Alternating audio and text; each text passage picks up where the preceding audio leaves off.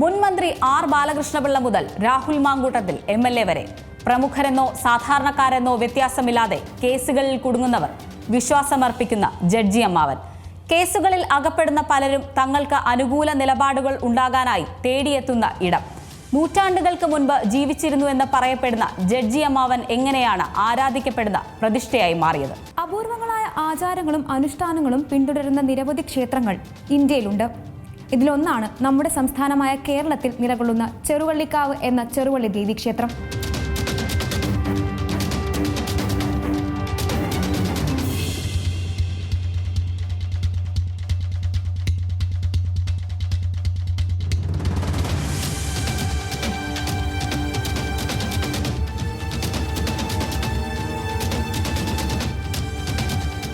ജില്ലയിൽ കാഞ്ഞിരപ്പള്ളി താലൂക്കിലാണ് ചെറുവള്ളി ദേവി ക്ഷേത്രം സ്ഥിതി ചെയ്യുന്നത്. കൃത്യമായി പറഞ്ഞാൽ പൊൻകുന്നത്തു നിന്നും 7 കിലോമീറ്റർ അകലെ. ദേവി ചെറിയ വള്ളിയിൽ ഇരുന്ന് ഊഞ്ഞാലാടുന്നതായി ദർശനം നൽകിയതുകൊണ്ടാണ് ചെറുവള്ളി ദേവി ക്ഷേത്രം എന്ന പേര് ലഭിച്ചത്. നൂറ്റാണ്ടുകളുടെ പഴക്കമുണ്ടെന്ന് വിശ്വസിക്കപ്പെടുന്ന ക്ഷേത്രത്തിന്റെ മുഖ്യ പ്രതിഷ്ഠ ശ്രീ ഭദ്രകാളിയാണ്. ഗണപതി, പരമശിവൻ, പാർവതി, ദുർഗ, മഹാവിഷ്ണു, അയ്യപ്പൻ, സുബ്രഹ്മണ്യൻ, കൊടുംകാളി, വീരഭദ്രൻ, നാഗദൈവങ്ങൾ, യക്ഷിയമ്മ തുടങ്ങിയ പ്രതിഷ്ഠകളും ഇവിടെയുണ്ട്. ഇവരിൽ ഏറ്റവും പ്രസിദ്ധമായ ഉപപ്രതിഷ്ഠയാണ് ജഡ്ജി അമ്മാവൻ. ചെറുവള്ളി ദേവീക്ഷേത്രം പ്രസിദ്ധമായത് തന്നെ ഈ പ്രതിഷ്ഠയുടെ പേരോടെയാണ്. മറ്റൊരു ക്ഷേത്രത്തിലും ദർശിക്കാൻ ആകാത്ത പ്രതിഷ്ഠയാണ് ചെറുവള്ളി ദേവീക്ഷേത്ര സങ്കേതത്തിലുള്ള ജഡ്ജി അമ്മാവൻ പ്രതിഷ്ഠ. സത്യസാക്ഷിയായി ഒരു ജഡ്ജി പ്രതിഷ്ഠയുള്ള ലോകത്തിലെ ഏക ക്ഷേത്രം. കേസിൽപ്പെടുന്ന സാധാരണക്കാരും പ്രമുഖരും അടങ്ങുന്ന പല വിഭാഗത്തിൽപ്പെടുന്ന ആളുകളും വിശ്വാസം അർപ്പിക്കുന്ന ജഡ്ജി അമ്മാവൻ ആരെന്ന് നോക്കാം. 18-ാം നൂറ്റാണ്ടിൽ ധർമ്മരാജാവിന്റെ കാലത്ത് തിരുവിതാംകൂറിലെ ഒരു ന്യായാധിപനായിരുന്നു ഗോവിന്ദപിള്ള. സത്യസന്ധനും നിഷ്പക്ഷനുമെന്ന് പറയപ്പെട്ടിരുന്ന ഇദ്ദേഹത്തിന് ഒരു കേസിൽ സ്വന്തം അനന്തരവനെ പ്രതിയായി വിസ്തരിക്കേണ്ടി വന്നു. തെറ്റായ തെളിവുകളുടെ അടിസ്ഥാനത്തിൽ അനന്തരവന് വധശിക്ഷ വിധിക്കുകയും ചെയ്തു. പിന്നീടാണ് തന്റെ വിധി തെറ്റായി പോയെന്നത് ഗോവിന്ദപിള്ളയ്ക്ക് മനസ്സിലായത്. കുറ്റബോധം താങ്ങാനാവാതെ അദ്ദേഹം രാജാവിനോട് തനിക്ക് സ്വയം ശിക്ഷിക്കണമെന്ന് ആവശ്യപ്പെട്ടു. ഈ ആവശ്യം രാജാവ് അംഗീകരിച്ചു. തനിക്ക് വേദനയോടെയുള്ളൊരു മരണം വേണം, കാലുകൾ മുറിച്ചു മാറ്റി മരത്തിൽ കെട്ടിത്തൂക്കി മരിക്കണം. ഇതായിരുന്നു ഗോവിന്ദപിള്ളയുടെ ആവശ്യം. ഈ ആവശ്യം രാജാവ് നടപ്പിലാക്കി.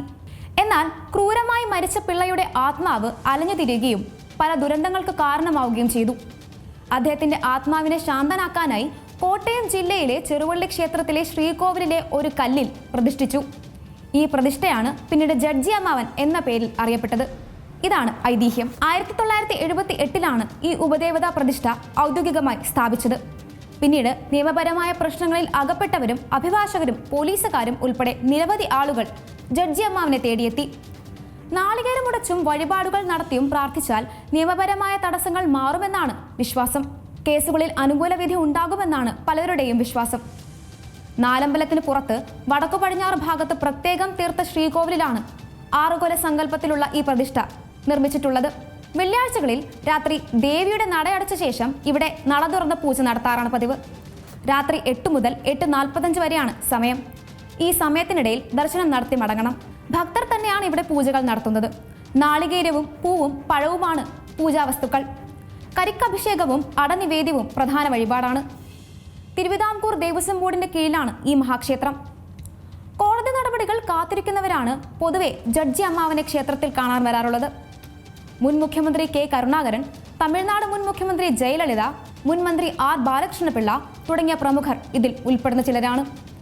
IPL വാതുവെപ്പ് കേസുമായി ബന്ധപ്പെട്ട് 2013-ൽ പ്രമുഖ ക്രിക്കറ്റ് താരം ശ്രീശാന്ത് ഇവിടെ ദർശനം നടത്തിയിരുന്നു. നടിയെ ആക്രമിച്ച കേസുമായി ബന്ധപ്പെട്ട് നടൻ ദിലീപ് 2022-ൽ ഇവിടെ എത്തി. ലൈംഗിക പീഡന പരാതിയുമായി ബന്ധപ്പെട്ട് അടുത്തിടെ പാലക്കാട് MLA രാഹുൽ മാങ്കൂട്ടത്തിലും ദർശനം നടത്താൻ എത്തിയിരുന്നു. ഏത് സങ്കീർണമായ പ്രശ്നങ്ങളിലും ജഡ്ജി അമ്മാവൻ ഒത്തുതീർപ്പുണ്ടാക്കുമെന്നാണ് വിശ്വാസം. ദുരിതമോചനത്തിനായി ജാതിഭേദമന്യേ രാജ്യത്ത് നിന്ന് അകത്തും പുറത്തുമായി നിരവധി പേരാണ് ജഡ്ജി അമ്മാവനെ കാണാൻ എത്തുന്നത്. ഏറ്റവും പുതിയ വാർത്തകളും വിശേഷങ്ങളും വിരൽ തുമ്പിലറിയാൻ Zee മലയാളം ന്യൂസ് എല്ലാ ഡിജിറ്റൽ പ്ലാറ്റ്ഫോമുകളിലും ലഭ്യം.